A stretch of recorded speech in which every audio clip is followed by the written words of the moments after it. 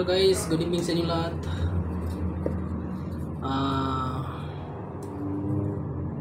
Naglagay pala tayo ng tape ngayon sa ano guys, sa pinagbahayan ng bubuyog. Ito. Kasi may gustong magkaroon nito guys, kaya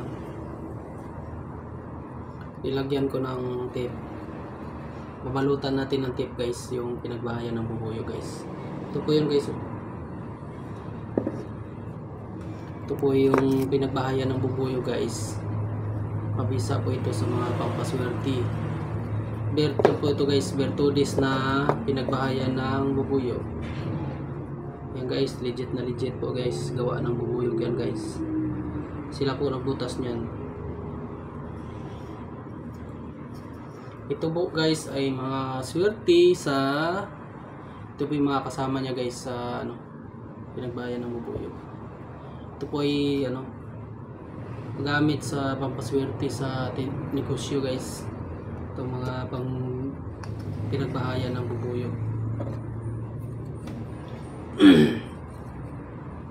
Yan guys, lalagyan ko ng tape kasi mayroong gustong bumili para gamit daw niya sa tindahan. Gamit sa tindahan, saka pwede rin po sa sugal. Pwede rin po ito guys sa gamit sa sugal. Itong ano na to, gamit sa sugal. Diba, nagsasabong, ganun. Pampaswerte po ito sa sugal. Yan. Yan yung pinagbahayan. Ito yung binutasan ng bubuyog guys. Tapos nagbutas siya sa gitna.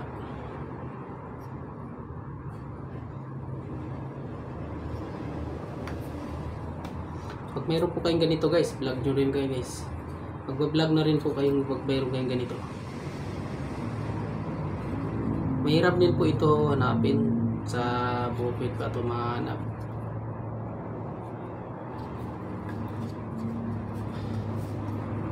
Ang taglay po nito na ano, taglay po nito na kapangyarihan, pampaswerte sa negosyo, saka may proteksyon na din po ito na kasama na proteksyon sa iyo dahil lampasan yung butas niya, lampasan.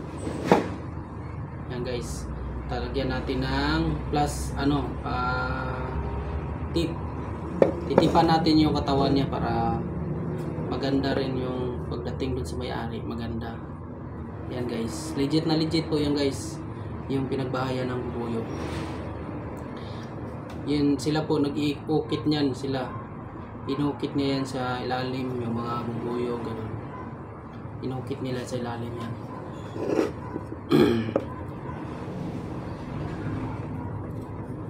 Ito po guys ay pampaswerte sa sugal. Pampaswerte din po ito sa mga negosyo. Kung ano ang negosyo mo, ito po ay nilalagay lang po sa lalagyan ng pera. Sa ilalim ng lalagyan ng pera. Ihalo po sa pera. Ihalo po siya sa pera ng pinaglalagyan. Ang customer po guys, mananatili po lagi sa inyo. Siya po ay laging bumabalik. Diyan lang talaga siya bibili palagi sa inyo. Ganun. Kumbaga na ano siya, yung palagi siyang bumabalik sa tindahan nyo o kung ano ba yung negosyo nyo, ganun. Ito guys ay nahalo lamang sa pera, kung saan nakalagay yung pera nyo. Ganun po yung paggamit nito guys. Tapos sa sugal naman po mga ka-viewers, ang paggamit po nito sa sugal simple lang. Halimbawa po, halimbawa po na nagsasabong po kayo, diba, magsasabong po kayo, ganun. Ito po ay sinisilip lamang po. Diba, pag magsasabong po kayo, diba, nagkaharapan na yung mga manok, sisilipin nyo pong ganun. Tapos Kapag nakita ninyo yung isa na walang yung blanco, minsan blanco, minsan pag nakita nyo walang ulo yung isa, minsan blanco, wala kayong makita, isa lang yung nakita nyo. Ibig sabihin,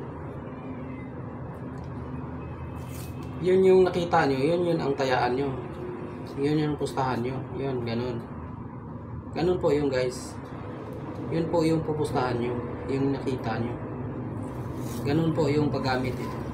Tapos kapag mayroon po kayong ganito, bawal po ito ipagsabi kahit kanino. Manatili po ito ng sikreto na hawak mo. Kasi pag pinagsabi mo to, pagyabang mo, mawawala po ang bisa nito. Mawawala yung bisa niya. Tapos, alagaan nyo po. Kapag nagkaroon po kayong ganitong kahoy na pinagbahayan po ng bubuyog, gawa ng pinagbahayan ng bubuyog, ito po ay inaalagaan, dinadasalan, at inihiling na mananalo kayo. Kailangan po magtiwala po kayo sa hawak nyo na pampaswerte. Kasi ito po, ang tawag nito po ay Bertodis na kahoy na pinagbahayan ng bubuyog. Ganun po ang tawag nito.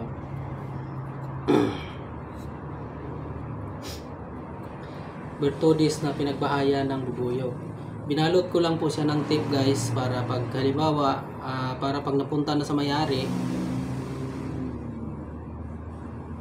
ano siya, maganda siya, tapos mapag-alagaan siya kahit na safety na safety siya talaga. Yun. Kaya binalot ko ng plastic, masking tape, para naman tatagal sa kanya. Tapos iingatan niya siyempre, para hindi ganong magasgasan. Kaya guys, mga ka-viewers, kapag ito po ay napunta sa inyo, ingatan po ninyo. Tapos dadasalan niyo na hihilingin niyo po dito, dasal po kayo sa Panginoon na Lord, sa binigay niyo po sa akin na protection at papaswerte, nawa ay siswertein ako sa araw na ito. Maraming blessings na darating po sa akin. Ganun lang po mga ka-viewers. Marami po ako mga ka-viewers. May mga malalaki pa nito. Ito po ay gamit talaga sa tindahan. Kung may tindahan kayo, may negosyo kayo, lagay nyo lang ito sa tira. Ayan, iba dyan mga ka-viewers, malalaki pa yung mga ka-viewers. Gawa po ng mga mga pinagbahayan ng bubuyog. Kahoy lang po ito mga ka-viewers, pero malaking tulong po ito sa inyo pagka nagkaroon kayo nito. Kasi po ito, simpleng kahoy, kahoy lang na kahoy siya, pero kakaibang kahoy na mahirap po siya hanapin. Ang tawag nito ay Bertodis na kahoy na pinagbahayan ng bubuyog.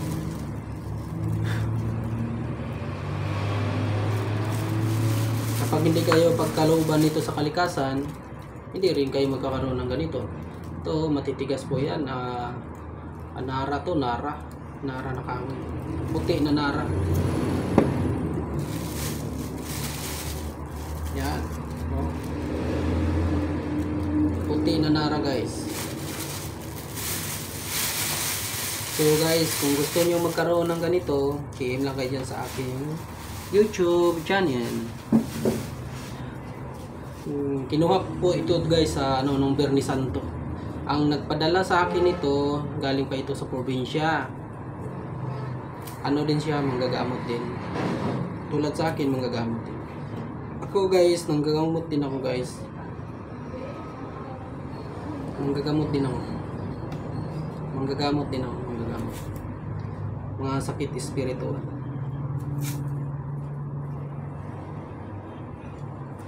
Yan guys, nilalagyan natin ng tape yung pinagbahayan ng bubuyog.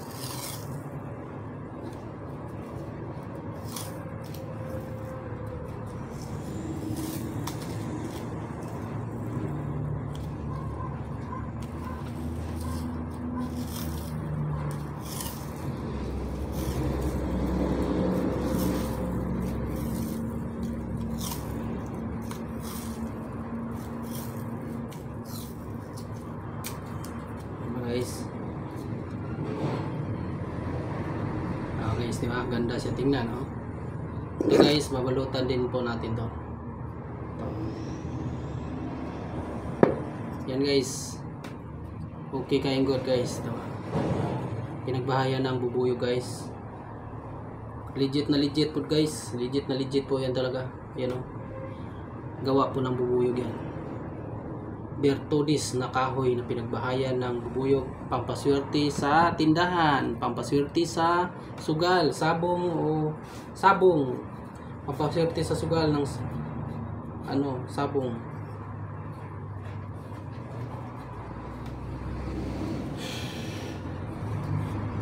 Okay guys, subscribe nyo ako guys, subscribe nyo yung channel ko guys, subscribe nyo yung YouTube channel ko. Yun lang po inihiling ko sa inyo, suporta po guys. Subscribe saka pakipindot po yung bell button all, gano'n, bell button all, saka like and share. Yan guys, legit na legit pinagbahayan ng bubuyog. Yo.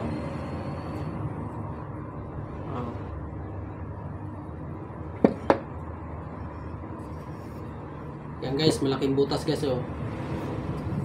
Tigas na ngayon, narayan guys.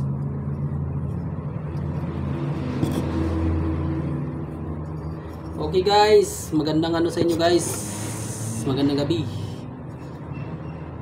Suportahan nyo po ang aking channel para updated kayo sa lahat ng mga videos. May subscribe guys, paki-subscribe. Yan.